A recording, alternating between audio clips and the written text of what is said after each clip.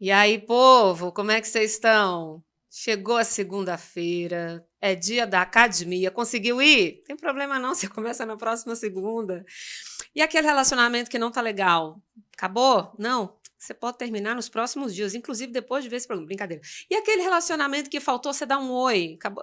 Enfim, segunda-feira é dia de muita coisa, inclusive dia de DR de segunda. Sejam bem-vindos. Vou começar esse programa com um fragmento da letra de uma música muito incrível da Kel Smith, que é uma cantora fantástica. Segue o fluxo, vem cá, vem aqui nesse comigo. Mãe, eu não sou mesmo todo mundo, porque parece que tá todo mundo bem. Todo mundo bem. Aqui um dia tem 20 minutos. Eu corro atrás do tempo e ele foge de mim. Eu vou fugir daqui para me encontrar. E o vento vai levar todo o meu medo embora. Vou jogar fora meu celular para não fingir que eu sou forte toda hora. Mas e agora? Eu sou um recomeço. E vou porque eu mereço. Caminhos iguais não levam a novo nenhum. Kel Smith. Essa é uma parte da música dela que se chama Música para Recomeços. E essa DR de segunda é uma DR para recomeços. E aqui quem tá para conversar comigo é a Cíntia Dias, que é uma mulher porreta, vocês vão saber mais sobre ela. Eu admiro tanto essa mulher. Mas primeiro, Cíntia, bem-vinda à nossa DR de segunda. Ai, obrigada. Eu sou sua fã, então é um prazer imenso estar aqui com você, né, fazer parte desse estúdio lindo, dessa programação maravilhosa e falar sobre recomeço. Vai ser um desafio, viu, TT? Exato. E sabe o interessante? É porque, assim, olha, não importa em que época do ano você está assistindo esse programa. Pode ser no início, no meio, no fim. Não importa o ano, porque sempre é tempo de recomeçar. Inclusive, quando eu pensei nesse tema, me veio a música do Frejá logo à cabeça. Falei, desejo que você tenha, nananã, que exista amor para recomeçar, aquela coisa toda. Eu falei, gente, mas essa música é linda, maravilhosa. Beijo, Frejá. Mas eu quero algo novo. E achei a Kel Smith, essa música da Kel Smith, que é uma das cantoras que eu mais gosto na atualidade. Cíntia, quantos recomeços, ou pelo menos, quais os recomeços mais significativos que você teve na sua vida? Menina, mas já começou assim? Já comecei aqui, ó, já chamei para dançar comigo. Já chamou a DR, vamos fazer DR. Mulher, eu acho que... Primeiro assim, eu acho que a gente recomeça todos os dias, ou a cada momento, né, dentro das nossas possibilidades. Mas a música que você traz, esse trecho dos caminhos iguais, não leva a lugar nenhum, eu achei assim... Sabe quando bate? Porque não é só recomeçar, né? Por mais que a gente recomece a todo momento, se são os mesmos caminhos, talvez esses recomeços não são tão significantes. E eu acho que esses últimos anos eu tenho feito recomeços muito diferentes para minha descoberta, sabe? De estar, por exemplo, hoje na política, como uma pessoa pública, talvez tenha sido o recomeço mais significante porque realmente fez uma reviravolta. Até então, eu sempre fui assessora, sempre fiquei lá no escondidinho. E exige outra capacidade. Então, eu não sabia que eu conseguiria estar nesse momento na sua frente, aqui conversando com uma mulher maravilhosa, né? E diante de tantos desafios que eu fui colocada nesses últimos anos. E para mim esse foi o recomeço mais significativo, porque me mostrou muita coisa que eu não tinha ideia que eu era capaz de fazer. Eu acho que é esse. Muito bom, porque quando você fala assim que é recomeço, e a gente recomeça o tempo todo, a todo instante, você não precisa nem esperar dormir para acordar para recomeçar, você pode recomeçar nesse momento. Mas antes desse momento que você vive agora, quem é a Cíntia Dias? Ai, mulher, esse é o recomeço que eu estou tentando. A questão, a gente é finita, né? Não, menina, não somos, né? Não somos finitas. Mas como você se define, assim, quando você pensa em você? Não, é porque faz assim, sabe? Uma reviravolta, né? Quem sou eu, assim? Eu acho que a gente... é quase isso, uma bomba, assim. Eu não sei se eu sempre me envolvi muito E sempre me envolvi de verdade com muita entrega. Eu sempre fiz as coisas com muita entrega. E eu nunca parei para pensar quem sou eu. Essa, para mim, é uma pergunta que eu preciso realmente recomeçar de verdade, de coração, para poder entender esse processo, sabe? Porque é isso, eu fui vivendo as coisas com muita intensidade. Eu sou muito intensa, né, no que eu acredito. E acho que acabo me perdendo um pouco. Mas, assim, sou uma pessoa que tem problemas como todas as outras, que tenta resolver os problemas da melhor forma. Eu gosto muito de sorrir, eu gosto muito de ser feliz, eu gosto muito de cantar, eu gosto muito, apesar de não saber cantar, mas assim, Mas a cantarolar, gente né? canta e pronto, Eu poxa. gosto de estar sempre de bem com a vida. Eu sou mãe, eu sou muito realizada como mãe. Mas acho que a maternidade não é nada romântica. Eu gosto muito de discutir isso, porque eu acho que isso machuca muito a gente enquanto mulher. Eu sou feminista, eu sou uma mulher como outra qualquer que está lá todos os dias batalhando a vida, vivendo. Acho que isso, assim, eu não consigo fazer uma definição melhor do que Porque essa. somos várias, né? Lembra que a gente já teve Exatamente. um programa aqui, gente, sobre as personas que nós somos? Nós somos personas nas redes sociais, somos personas, né? Na vida que a gente tem, até com a gente, muitas vezes. Quer saber? Hoje eu não estou muito bem. Quer saber? Hoje eu estou na minha. E eu não entendo, que na verdade eu entendo, mas por que as pessoas têm essa mania, né, de ainda quererem que todo mundo seja uma caixa, esteja dentro de uma caixa? Como é que foi sua infância? Conta pra mim. Bom, né? A gente. Menina pé. Porque se você for como eu, sabe por que eu lembro? Porque quando você falou isso, eu sou muito intensa. Eu lembrei da TT, com 9 anos de idade, subindo na Jabuticabeira. Olha, eu nunca vi. Talvez por eu ser pequena na época, mas, gente, na minha imaginação, na minha lembrança, a jabuticabeira parecia um baobá, entendeu? Se não era, aquela parecia. coisa era. Se não era, era tipo. E aí a jabuticabeira, ela ficava do lado de um pé de limão que entrava na jabuticabeira. Nossa E aí eu ficava em cima daquele pé de jabuticaba o tempo todo. E o meu biso ficava pé da vida, porque a jabuticabeira, antes de dar a jabuticaba, ela dá a florzinha. E para quem nunca viu uma jabuticabeira florindo, fica grudado literalmente no caule e no ramo. E se a criança sobe, a criança derruba a florzinha. Mas a jabuticabeira foi tão minha amiga que aonde eu passava não tinha florzinha mais.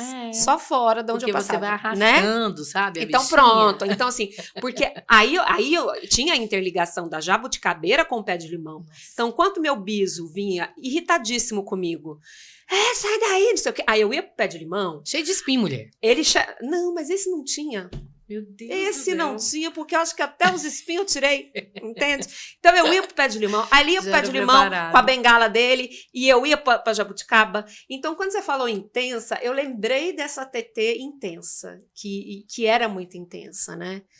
Como é que foi? Você também, nesse sentido? Você também se lembra de uma Cíntia criança intensa? Cara, eu falo o tempo todo assim, né, gente? Olha, a melhor fase da vida de qualquer humano é a infância. E ela é muito curta. Então, assim, eu tenho 2 filhos homens e eu fiz questão de fazer de tudo para que eles tivessem brincar na rua. Os meninos jogavam bola na rua, eu fazia aquela bacia de pó que eu levava, né, para as criançadas da rua ficar na praça, soltar pipa, sem cerol, né? Sem machucar alguém. Mas lá onde eu moro, ali no Parque das Flores, tem vários campos, então dá para soltar sem estar na rua, né? E eu tento... Então, assim, eu sempre tentei, porque para mim foi uma parte da vida inesquecível. E é isso, subir no pé de árvore, manga, mangueiro, né? E as frutas, eu morava na roça, então eu sempre tive muito contato com bicho, com planta, com os meus avós, eu morava aí na casa dos meus avós. A minha infância foi maravilhosa. Muito pobre, Tetê. Mas assim, eu não consigo ter mágoa de faltar as coisas, de ter faltado alimento, de ter faltado... Porque nunca faltou, é isso, assim, família nunca faltou. E foi muito bom, muito presente. Eu e minhas irmãs até hoje temos uma conexão que eu acho que é difícil. A gente tá sempre ligada, sabe aquela coisa assim, eu vou ligar pra Camila, ela me liga. Eu vou ligar pra Daniela já tá na chamada. É uma coisa assim de muita conexão, porque eu acho que a gente viveu muito juntas, né? Era só a gente, era na roça mesmo, né? E eu tenho muita saudade boa, assim, da minha infância. Foi muito bom, foi muito intensa também. Adolescência. Eu fui uma adolescente muito responsável. Nisso, eu acho que, assim, eu sinto um certo pesar. Eu nunca fui irresponsável. Eu sou a mais velha das minhas irmãs, então eu tinha que ajudar minha mãe. Então, eu não tive esse problema de adolescente chatinha. A Sei. minha mãe fala, não, eu nunca me dei o Gente, eu era trabalho. terrível. Chorava. Sério? Nossa, eu sempre fui muito chorona. Você é canceriana? Minha irmã é assim, Sou canceriana. escorpiana, amiga. Ai, meu Deus, Você é nossa. qual? Eu sou geminiana.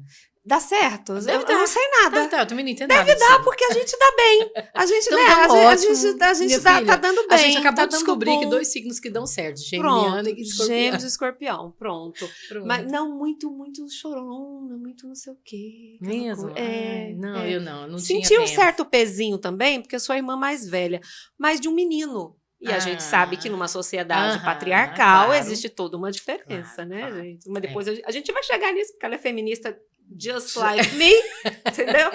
Mas calma, você não torce o nariz pra nós, não. Vem calma. aqui, porque na DR de segunda a gente traz informação de buenas. Feminismo não é bicho-papão, tá? A não ser que tenham colocado na sua cabeça que é, mas a gente vai te contar que não é. Não é não, gente. Não é não. Mulher, e olha, eu acho que eu me descobri que eu sempre fui feminista, só que eu me descobri na universidade, que existia essa coisa de feminismo, que é isso. Quando falava feminismo, uma menina da roça, fala, meu Deus do céu, agora daqui a pouco, umas coisas que a gente ouve até hoje, né? Enfim. Mas assim, a família é muito grande dos meus pais e do meu pai, principalmente, porque é onde eu fui criada, com a família do meu pai. E tem muito menino. Então, a minha avó são 24 netos. 24 netos homens e 24 netas mulheres. Então, a gente estava sempre no par a par. Mas todo mundo andava a cavalo, fazia as mesmas coisas, né? E quando não fazia, eu era uma das que reclamava. Porque falava, gente, por que eu não posso buscar a vaca? Aquela vaca é brava, mas eu quero ir, não sei o quê. Sabe essa coisa? Mas vocês tiveram a mesma educação, digamos assim? Sim, mas... Meninos e meninas. Ah, mas assim, tem coisas que menina não podia fazer. Por exemplo, vai pro córrego tomar banho no córrego. Ah, não, se não vai um adulto, as meninas não vão. Ah, minha filha, aí era guerra comigo, porque eu chorava e brigava. Ah, não, mas eu quero ir. Eu tenho uma história que a minha avó, por parte de pai, ela falava assim que se a gente corresse, quando tivesse o arco-íris e passasse o arco-íris, você mudava de sexo. Ah, eu ouvi essa também. Mulher, eu corria atrás desses arco-íris igual uma louca. Só pra mim poder montar no cavalo e fazer o cavalo pular, porque as meninas não podiam fazer isso, era só os homens, né? E vejam só a irresponsabilidade dos adultos da época, Você né? imagina? Com coisa que menino tem armadura, não cai, quebra a cabeça, ou quebra uma perna, ou não afoga, não morre. Né? Então, conversando esses dias, inclusive, com um familiar, a gente falou muito isso, né? Que antigamente foi uma espécie de seleção natural. Sim. Né? Se a gente for parar para pensar. Verdade. Né? Uma pessoa que eu conheço disse que a mãe dela, olha, eu acho que teve mais de 10 filhos, tinha muito isso, né? E aí, o que eles faziam? Eles curavam o umbigo do bebê com fumo. E aquilo podia causar uma infecção. Parece que com tetânico. Eu não lembro direito a conversa. Eu sei que uma das crianças morreu porque teve uma infecção. A outra foi uma coisa relacionada também a esses primeiros cuidados. Então, a gente chegou à conclusão, conversando, e vejam só, são pessoas diferentes, de diferentes idades, diferentes credos, a gente chegou à conclusão que, poxa, foi uma seleção natural. Foi, verdade. Né? Então, veja só, até isso é complicado, porque a menina cheia de cuidados, né? E o menino deixava, e muitas vezes ele nem sobrevivia. Exatamente. Porque ele era desassistido, né? E a gente tem muitos adultos tão carentes hoje que acabam buscando nas suas companheiras uma extensão da mãe. Exatamente. Né? É muito louco isso. É.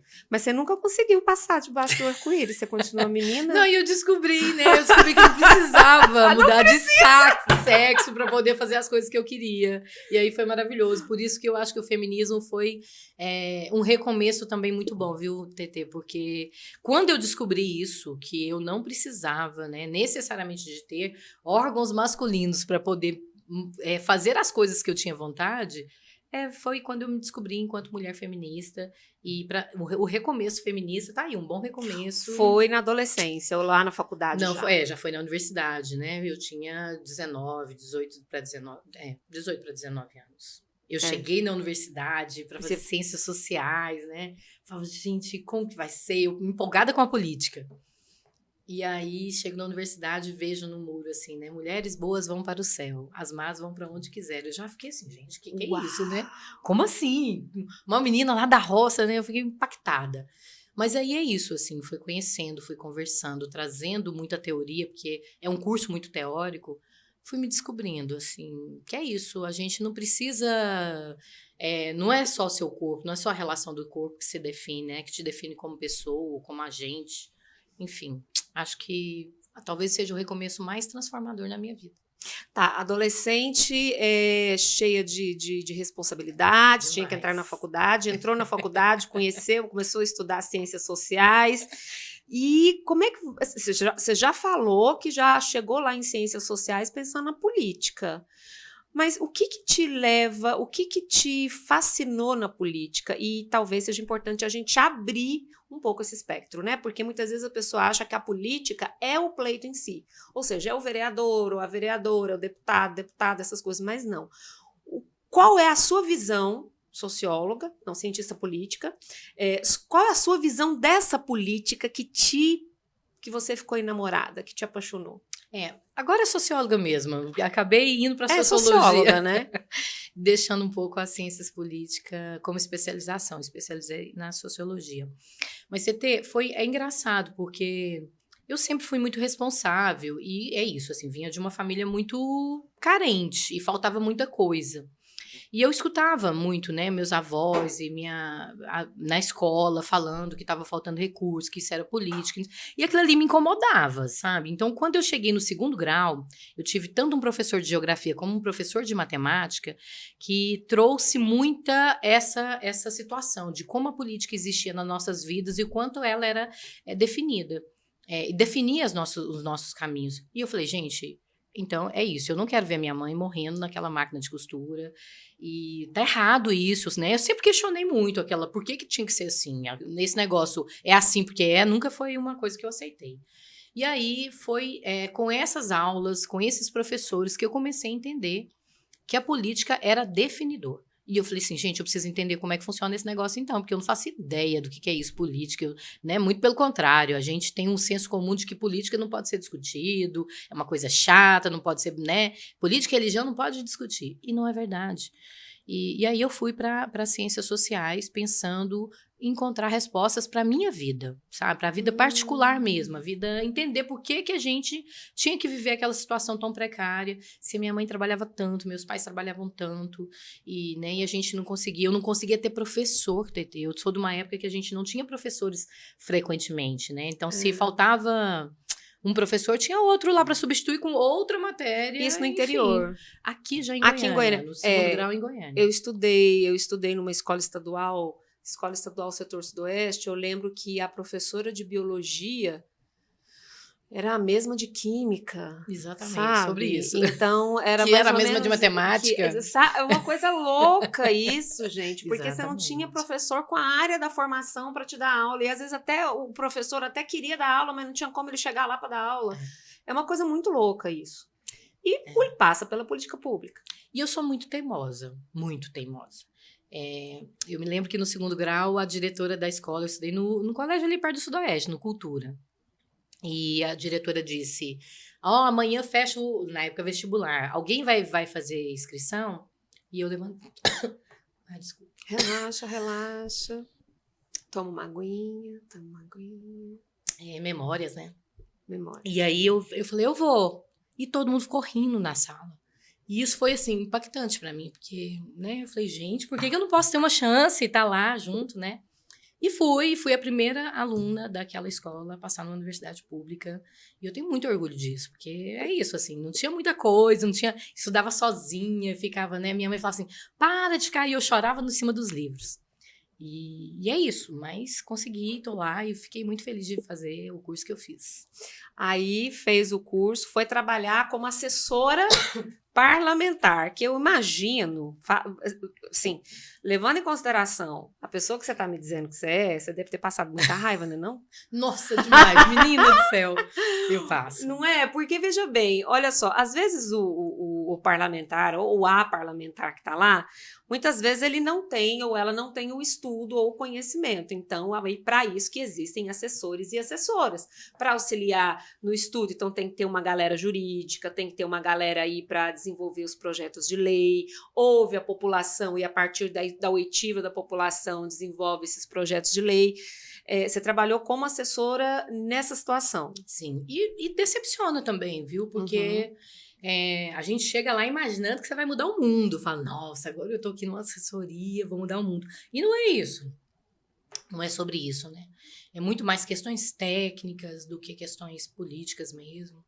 Mas foi um aprendizado, sabe? Assim, tem muita coisa que eu errei e aprendi com isso.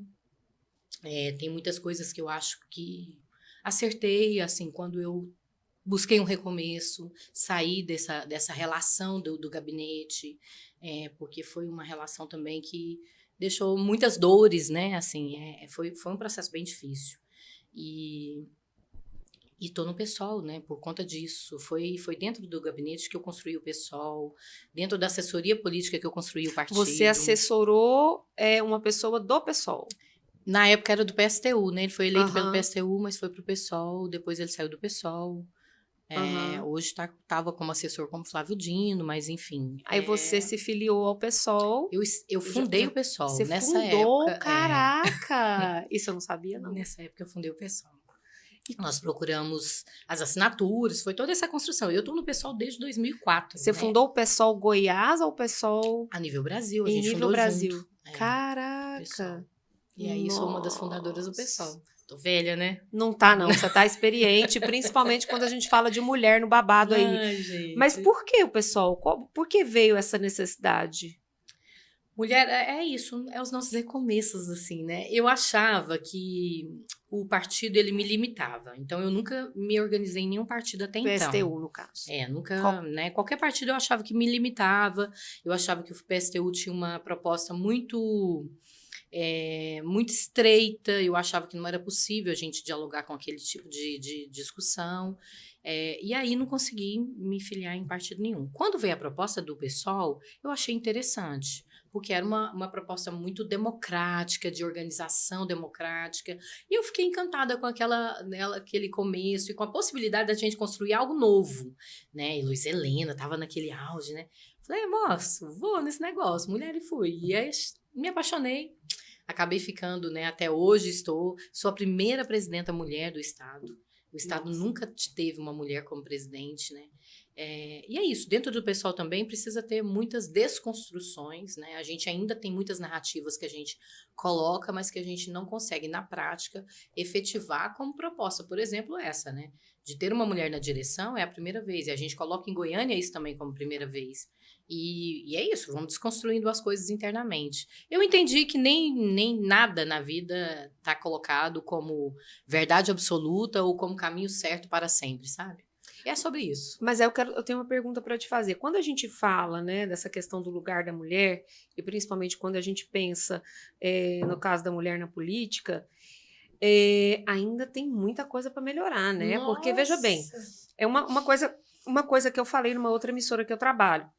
Muita gente sabe, né, que eu trabalho na Interativa como radialista, jornalista, né? E aí essa liberdade de trabalhar me possibilita estar aqui, né, conversando com vocês nesse podcast, enfim. Mas uma coisa que eu falei lá um dia e vou falar aqui.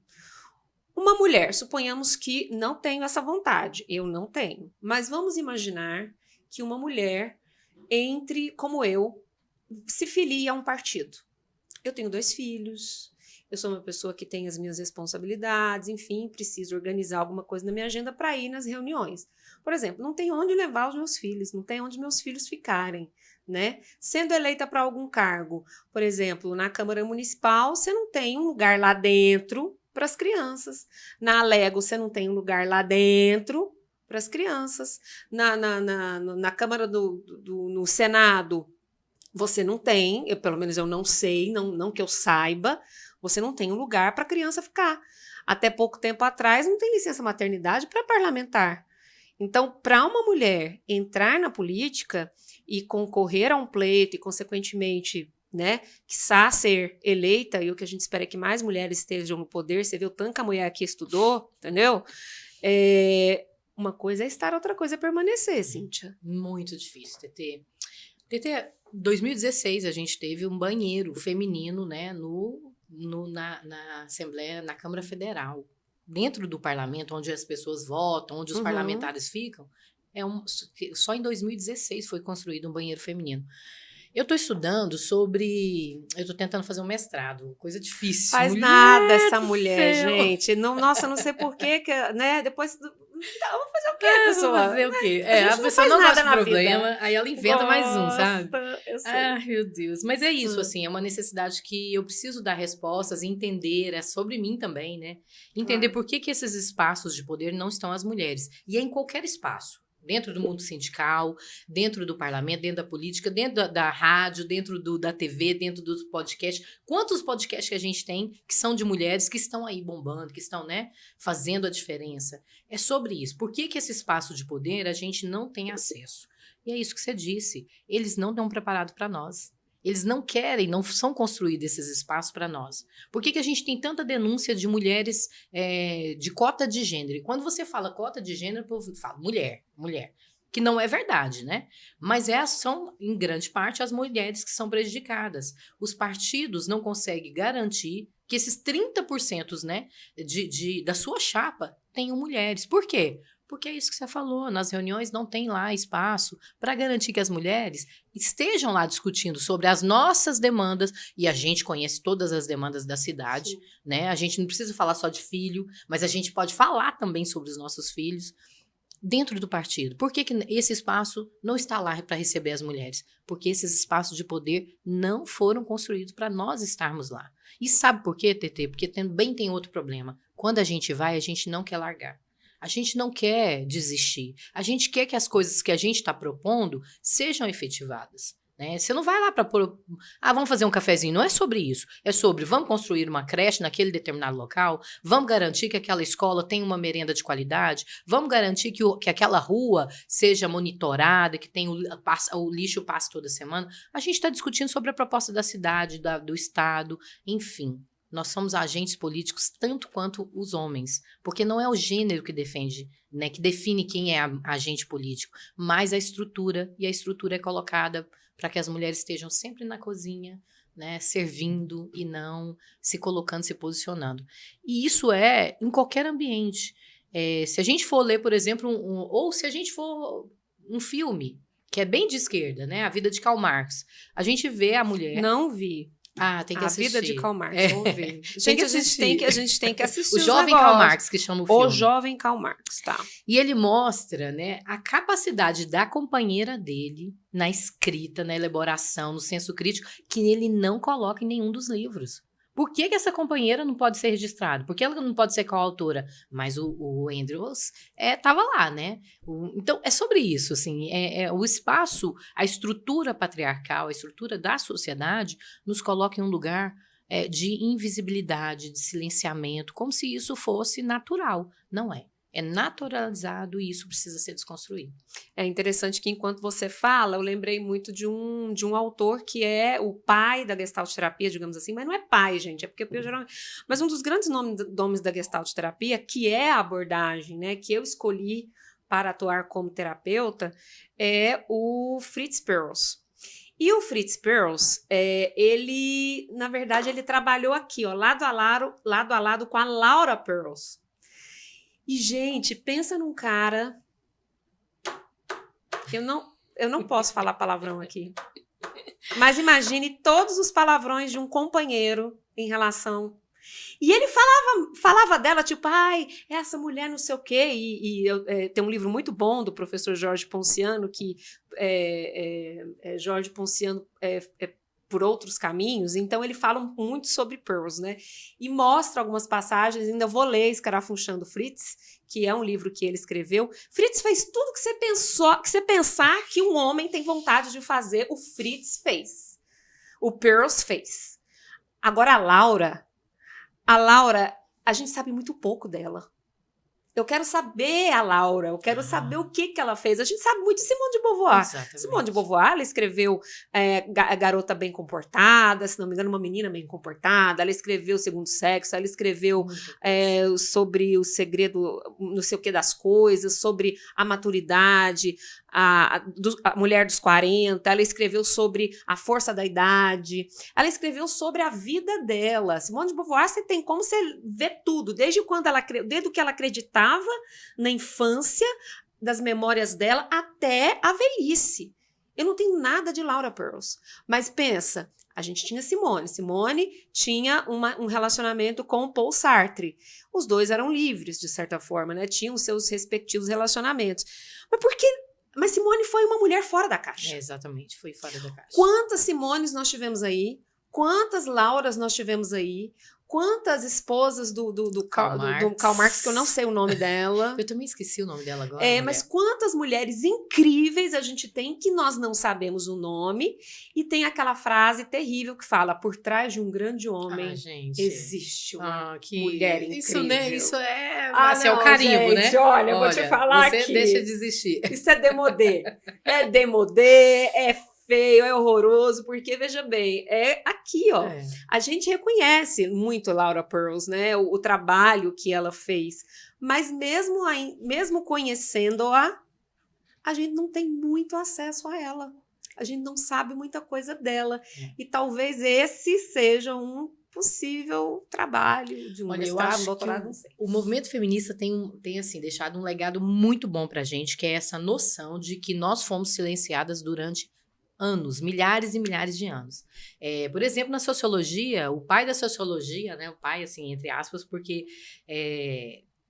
quando cria um método sociológico, vai falar que a sociologia é ciência, é Durkheim. Isso. Só que agora, recentemente, né, nos últimos anos, uma jornalista, TT, que ela foi viúva muito jovem, e como ela tinha recursos, ela começou a viajar.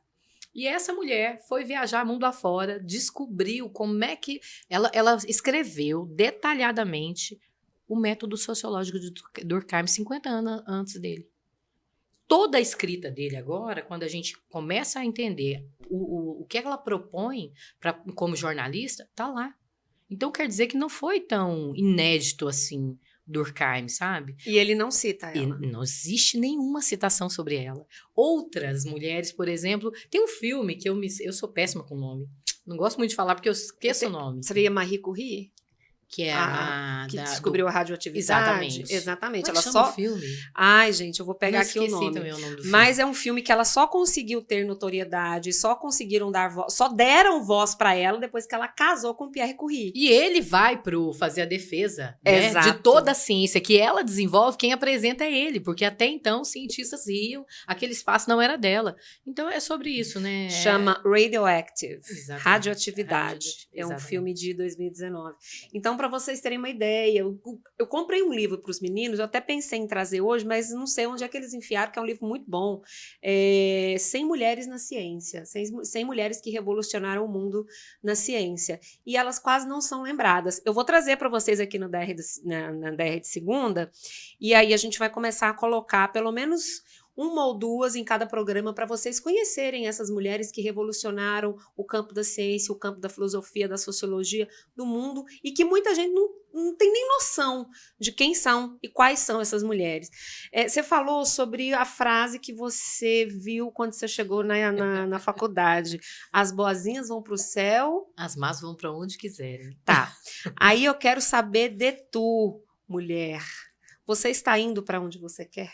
Ainda não, falta muita coisa, né? A gente não consegue fazer todas as amarras da cultura, né? De uma cultura patriarcal, mas eu te garanto que eu tenho tentado bastante, tenho dado trabalho aí para quem gosta de me amarrar, viu? As correntes, elas precisam ser um pouquinho diferentes para mim, porque eu acho que é isso, assim. Primeiro que eu descobri que sempre existiu outras mulheres que sempre fizeram outras coisas para me inspirar, e segundo que eu acho que eu devo isso para uma geração que, né, vem agora com outro tipo de narrativa e transformação. Então, não parar. Eu tô que nem o Padre Júlio. Eu sei que eu vou perder, mas eu prefiro perder do que, né, ser cooptada por um sistema que nos coloca em lugar nenhum. com muita exploração, com muita violência. Isso eu não quero. É interessante, eu acho que é bacana fazer essa pontuação aqui, gente. Em nenhum momento o objetivo deste papo do DR de Segunda é mudar como você é. Muito pelo contrário. Principalmente quando eu falo de mulher, né? Os homens também devem assistir o DR de Segunda. Ai, podia. Jamais, né? Mudar quem você é, homem ou mulher. Mas trazer pessoas que vivem suas vidas e que, de certa forma, elas estão aí realmente cumprindo seus papéis. Cíntia, eu acho que tem que ter muita coragem, muita determinação, muita anulação de si para estar onde você está hoje, né? Talvez por isso eu não consiga responder a primeira pergunta. Olha a TT. Quem é você? A TT já tá terapeuta. Tô na terapia gratuita aqui. Tô adorando. Mas esse é o DR aqui de Segunda, gente. Isso aqui é um negócio, olha só. Eu afasto o microfone, eu lembro que o Rafael falou para não afastar do microfone. Então a gente faz assim. Mas é muito isso, assim. É pra gente pensar sobre nós. Porque é muito que Freud fala, e não sou freudiana, mas eu acredito, eu leio muito nas coisas que Freud fala. Esse mal-estar, quando ele deixar de nos incomodar, vai ser um problema, né? Porque é isso, são os papéis que a gente faz. Olha, eu tenho vontade de fazer isso, mas por que eu não faço? Não, por causa disso, porque eu preciso disso, porque eu preciso daquilo outro, eu preciso daquilo outro. Então, é esse se conhecer. O que a gente traz aqui são inspirações e possibilidades. Então, hoje nós já falamos de feminismo, e hoje eu acredito que são feminismos. Exatamente. Porque a gente tem o feminismo... Porque nós somos mulheres pardas, até onde eu sei, cis, que tem uma casa para morar, né? Que tem uma profissão, que fizemos faculdade, a gente tem nosso emprego. A gente precisa pensar que tem o feminismo negro também, o feminismo das mulheres pretas. Quando a gente pensa no movimento feminista e a gente cata um cadinho lá da Judith Butler, nem tanto, mas da Simone de Beauvoir, a gente não vê a mulher preta ali, a gente não vê a mulher indígena ali. Exatamente. Né? Então, a gente tem vários feminismos, né? Que uma vez eu entrevistei uma mulher muito incrível, Ai, gente, agora eu assumi o nome dela de novo, gente.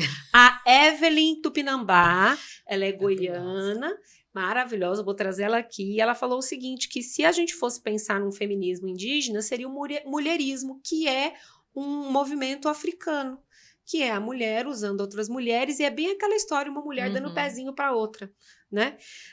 Baseado nisso tudo que eu falei, junto e misturado, você falou assim, que lugar de mulher... deve ser aonde ela quiser, mas ainda não é onde a gente quer, né, Cíntia? Não é. A gente tem que construir esse espaço. Eu acho que esse é o papel dos feminismos, né? Porque essa diversidade que você traz, TT, é bem isso, né? Não dá para definir o movimento como uma coisa única.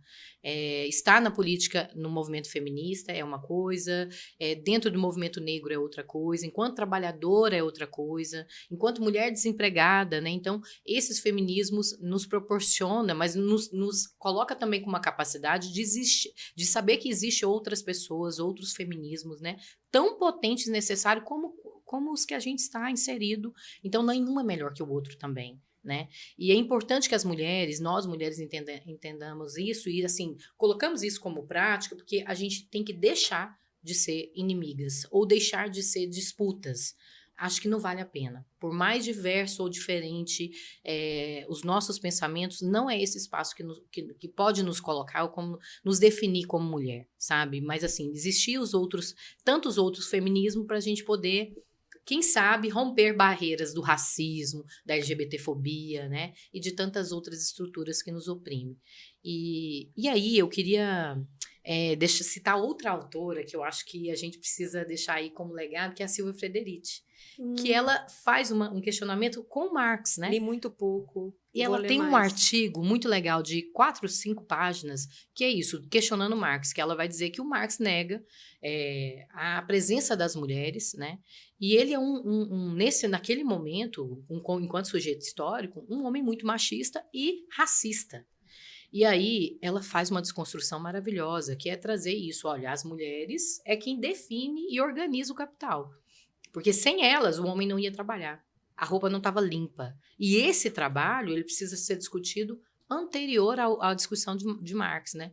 Então, assim, é sobre isso, assim. Olha, existe um potencial muito grande para entender o sistema, mas existe agora, a partir do movimento feminista, né, um potencial de que isso precisa ser entendido também anterior a ele, que é com as mulheres. E eu acho que é por isso que a gente não consegue ainda fazer tudo, mas a gente tem a noção de que é possível, sim, construir outros caminhos, construir outras estruturas, desmanchar algumas correntes, tentar romper correntes de outras mulheres. É sobre isso. Sabe uma coisa que eu tenho muita vontade que aconteça e realmente é um sonho mesmo? Poder andar na rua e não ter medo. Sabe, um homem normativo, digamos assim, branco, um homem cisgênero. Eu vou trazer aqui alguém depois para explicar para gente, porque aqui no DR de Segunda a gente precisa entender o que é cis, quais são as letrinhas, tudo. Para um branco heteronormativo, andar na rua é de buenas. Para um homem preto, andar na rua não é de buenas, né? Se ele estiver usando uma roupa mais à la Vonté, uma bermuda, um chinelo, uma camisa cavada, não é legal. Para uma mulher, não é de buenas em momento nenhum. Ela pode ser branca, ela pode ser preta, ela pode ser parda, mas é claro que dentro desse recorte a gente tem níveis de violência maiores também. Mas se a gente já conseguisse, Cíntia, andar na rua com um mini short, uma mini saia, um top e não ter que ouvir piada e muito menos ser bulinada ou sequestrada, estuprada e morta, que esses são os extremos que a gente viu no ano passado, meninas indo buscar a irmã e não voltando para casa e outras situações, isso para mim seria, eu acho que o máximo, sabe? O máximo. Ai, Tetê, isso é muito grave, né? E assim, muito. Olha pra você ver o quanto é simples, né? Simples a gente andar. Eu só quero pão. Exatamente. Eu quero comprar um pão tranquila. Eu quero descer do meu carro, isso se eu tenho carro, comprar um pão. Tem mulher que desce do carro. Ano passado também, a mulher entrou no carro, o cara entrou, não deu tempo dela travar o carro e violentou ela dentro do carro dela, numa rua movimentada. Então, ainda não é um lugar onde a gente quer estar. Você, como socióloga, como é que você acha que dá para a gente começar a pensar nisso? Essa galera que está assistindo a gente. Ah, mas eu não sou política, eu não posso fazer lei. Muita gente pensa assim, mas dá para fazer. Dá. Independente do credo, independente de onde você mora, independente da sua profissão. Como socióloga, como é que você avalia que a gente pode, de repente, sei lá, vamos colocar uma meta. Andar na rua de buenas. A mulher, a gente, andar na rua, legal. Mulher, eu acho... Como socióloga, seria muito difícil eu conseguir uma resposta assim tão objetiva, né? Eu acho que a gente tem caminhado para construir, pelo menos assim, questionamento sobre isso, sobre coisas tão simples, né? E eu acho que quando a gente ganha essa capacidade de questionar coisas tão simples, a gente começa a garantir que essas coisas se movimentem. Sabe por quê? Isso que você disse é muito forte, Tetê, é muito forte. Porque nós estamos falando de um ato muito singelo e muito simples, que é de caminhar e caminhar nas ruas, né? Então, se isso já te incomoda, está incomodando mais gente. E se a gente tem essa capacidade de ser incomodada, a gente começa a reagir contra. Então, eu acho que a partir desse momento a gente consegue mudar as coisas. Como? Mulher, é muito... do mais simples também. Em casa, por exemplo, né? Seus filhos e os nossos filhos, a gente já começa a construir com eles outra narrativa. Não é porque é homem que pode e deve fazer tudo o que quer. Não é assim. Esse quer depende de outra pessoa que está do lado dele, seja homem ou mulher, né? Então, esse processo também começa a interagir dentro da família em todos os credos. Não interessa qual é. Porque começa a incomodar realmente. Olha, a minha filha, eu sou pai. Eu quero que a minha filha vá buscar o pão e volte para casa sã e salva, do mesmo jeitinho, feliz porque está buscando um pãozinho. Se eu quero isso, eu tenho que mudar a minha vida, eu tenho que começar a mudar a minha relação, entender que as mulheres são gente. E é sobre isso, viu, Tetê? Nós somos gente. E aí, quando a gente fala isso, a pessoa fala, mas claro que você... Não, não somos. A gente não tem os mesmos direitos. Se o fato de ter medo de ir buscar um pão me incomoda, é porque eu não sou gente. É porque tem alguém que acha que é responsável, né, pelo meu corpo, pela minha vida, pelo meu sorriso, que vai determinar toda a minha existência. E isso tá errado. Então, acho que a partir do momento que a gente começa a questionar, nós mulheres começamos a colocar isso como um problema, outras pessoas, outros agentes sociais precisam também entender e começar, uns mais que os outros, né? Uns vão entender e vão começar a questionar. Outros vão dizer, não, mas eu não sou assim. E ficam sempre muito incomodados. Esses são os que realmente precisam entender que são sim, porque pertencem a uma sociedade que é determinada pelo patriarcado, que o machismo está colocado, né? E aí a gente precisa questionar e precisa dizer que está errado e dizer que a gente precisa caminhar assim, né? Com shortinho curto, com a sainha curta. E eu também gosto muito de roupa curta, adoro roupa curta, então me sinto muito incomodada. Falo, Cíntia, mas você é dessa idade. Então ando. Eu ando, eu gosto, eu faço.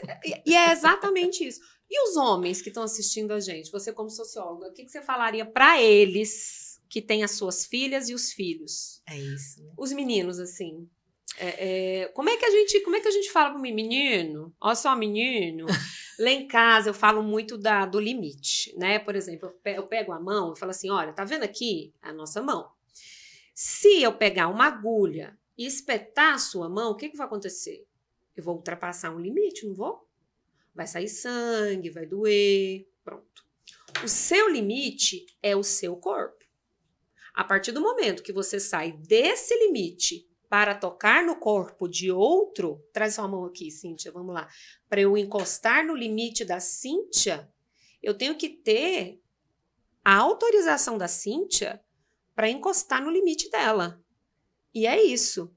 E aí é um bate, não sei o quê, é o bate aqui, o soquinho, sabe? É tudo. Então, é assim que a criança entende. Então, às vezes, quando a gente fala de educação sexual, gente, isso também é sexual, é sexualidade, isso também é lidar com o corpo, é respeitar o meu corpinho. Então, quando você fala para a criança assim, olha, se alguém toca no seu corpo e você não autorizou, você precisa falar. Exatamente. Sabe? Então, por isso que eu costumo dizer que a educação sexual, ela vem no berço. Agora a mamãe vai trocar sua fralda, o papai vai trocar sua fralda, nós vamos lavar aqui porque tá cheio de cocô, de forma respeitosa. Mas a criança não vai entender. Entende. Pensa você que não. Mas entende, sabe por quê? A criança, ela entende pelo toque. A criança, tanto é que o bebê, se você pega o bebê devagarzinho, ele quase, sabe, ele vai. Se você pega o bebê de solavanco, ele assusta. Ué, ele não vai entender? O bebê não vai entender quando você pega? Né? Essa é a ilustração que eu trago para os meus filhos sobre limites. Eu tenho uma sobrinha neta, uma sobrinha neta de 4 anos. E o ano passado a gente foi fazer o programa de TV do pessoal e a proposta era que tivesse 2 crianças e aí ela acabou entrando, porque a pequenininha estava lá junto. Quando o rapaz foi colocar o microfone, ela virou um desespero, um chororô, e não aceitava. E ela é super pra frente, ela é gostosa, e não deixou, e a gente acabou desistindo, colocou o microfone assim pendurado, a mãe dela. Quando ela chegou em casa, a avó paterna chegou, ela foi contar, ela falou assim, vovó, eu vou sair na televisão, mas o homem queria ver as minhas partes e eu não deixei. Ai, meu Deus, gente. Eu acho que ela achou que o microfone era ia filmar ela, mas ela não deixou.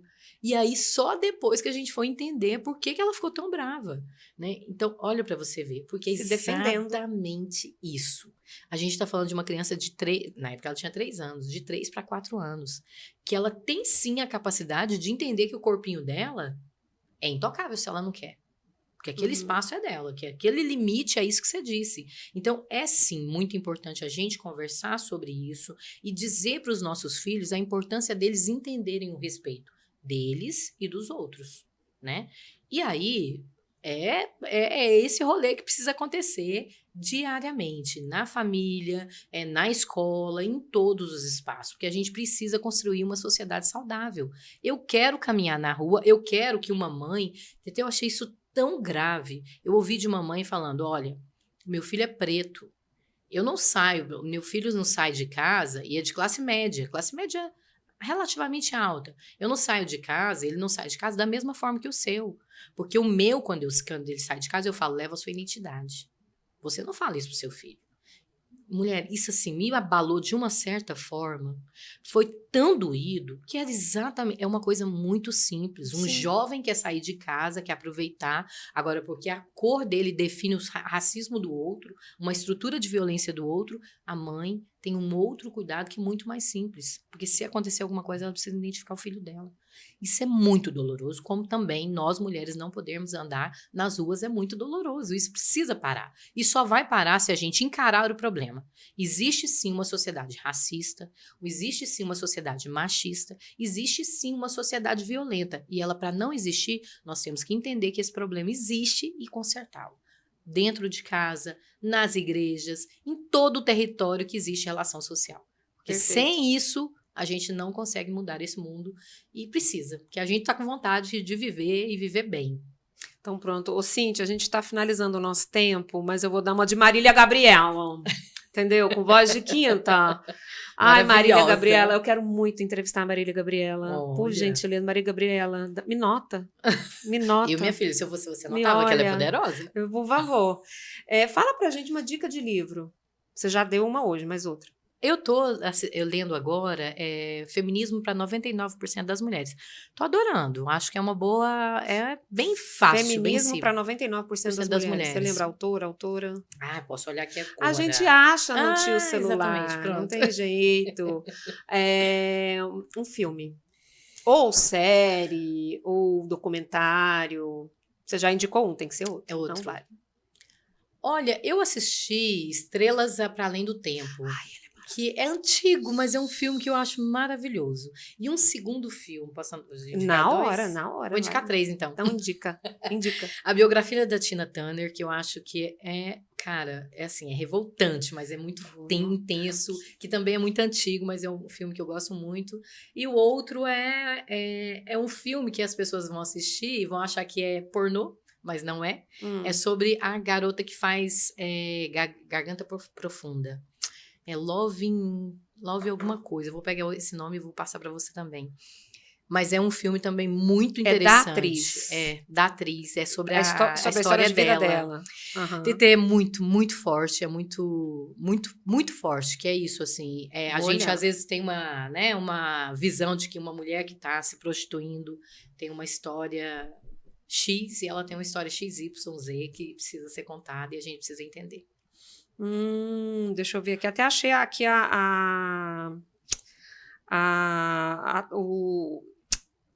como é que é o nome, gente? A notícia. Mas eu não tô achando aqui. Eu tô achando o texto, que é maravilhoso, que tá no Globo. Mas depois eu vou dar uma olhada. Fala que é terrível. Nossa, né? É muito forte. Lovelace. Exatamente. Lovelace. Muito beleza. bom, viu? Esse filme também é muito bom. Tá. E ele não é novo, não. Ele já tem um tempinho. Ele é de 2013.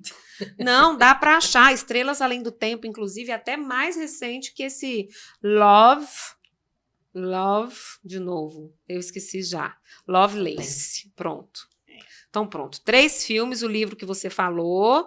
E pra gente finalizar, fala os seus arrobas, para as pessoas te seguirem, assistirem seus vídeos, te conhecerem mais, porque eu imagino que vai rolar alguma coisa na política em 2024. Eu sei que ainda não rola para falar, mas para saber quais são as novidades da Cíntia Dias nesse ano de 24. Feminismo, então, para 99% das mulheres é um manifesto da Cínzia Arrúzia, Titi Bhattacharya e Nancy Fraser. Tá. Então, leiam que é muito bom esse manifesto. Já tô colando. Feminismo 99%. Ah, tá. Beleza. Para 99%. Olha, a gente tem tarefa de casa, gente. Temos tarefa de casa. Sou dessas. Tenho, entendeu? 99%. Pronto, e aí? Uai, meninas, me acompanha aí, siga que será um prazer a gente bater um papo, dialogar. Tô aqui para aprender também, é maravilhoso estar com você. O meu Instagram é @CínthiaDiasPessoal. Eu tô com 2 podcasts muito legal que eu quero que você faça parte também. Eu vou. Um chama No Boteco com Elas, que... Nossa, vocês têm bebedos? Tem beberiquinhos? Tem, a gente bebe. Eu vou de Uber. Você vai ter que ir de Uber, viu, TT? Porque, TT, foi uma coisa assim que me chateia, aí eu faço a minha provocação é essa, sabe? Eu faço alguma coisa. Eu tava pensando na campanha e aí alguém me falou da minha família que era muito feio. Mulher ficar tirando foto com bebendo, né? E querendo ser candidata. Falei, pois eu vou fazer um podcast então que eu vou beber agora e vou falar de política. Então pronto, E aí pronto. tô no boteco com elas, que você já está convidada, convocada, e a gente vai beber e vai falar muito sobre feminismo e sobre outras coisas também. E o outro é 50 Minutos com Cíntia Dias, que tá aí toda semana, de 15 em 15 dias, na verdade. Então, acompanhe, que será um prazer a gente fazer isso juntas. Obrigada, TT, amei estar com você. Obrigada, gente. Olha, mais uma vez eu quero deixar aqui escancarada a minha admiração por você. Eu estive trabalhando como assessora parlamentar por um tempo e vi o tanto que a vida da mulher na política é difícil, né? Então eu admiro todas as mulheres que estão pleiteando uma vaga ou que estão aí trabalhando em prol de políticas públicas para a população, não só para mulheres, para nós também, mas para a população como um todo, porque a gente traz esse povo lindo que tá aí, maravilhoso, que tem que evoluir mais. Obrigada, Cíntia, mais uma vez. Obrigada, mulher. Me chame sempre, viu? TT, você tá de parabéns, porque mulheres como você inspiram outras. E, nossa, é pesado esse fardo também, mas assim, eu acho que você faz isso com muita leveza, com muito amor, com muito carinho. Então, assim, não deixa apagar essa estrela jamais, viu? Jamais. Você é linda demais da conta e é um prazer imenso estar do seu lado, viu? Obrigada. Obrigada. Gente, esse foi o DR de Segunda de hoje. Gostou? Comenta aqui o que você quer ouvir, o que você quer ver, que DR você quer que a gente traz aqui para vocês. E é óbvio, gente, a gente tá aqui para evoluir. Não tem certo ou errado, tem pessoas. O errado é a gente fazer o mal pro outro. E eu sei que isso você não vai fazer. Você vai evoluir com a gente aqui na DR de Segunda. Beijo, até segunda que vem. Beijos.